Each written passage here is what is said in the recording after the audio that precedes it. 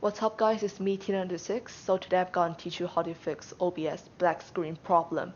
So the first thing that you're going to check it is your operating system and then how many bits is your computer. So mine is 64-bit and then Windows operating system. So basically you're just going to download the correct one.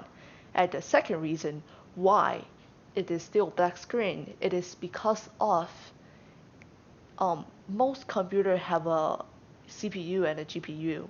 So basically, if you right click and then you say run with graphic processor, there is two. Some of you guys maybe had 3, 4, and you can just try them one by one. So maybe the first one, you run with the first one, it is black screen, which shows you don't want it. Maybe you can just try with the second one. If you try the second one,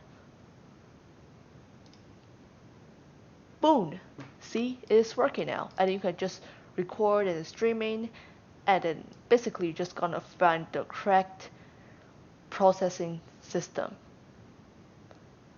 the correct graphic processor, and then that is basically how you fix it.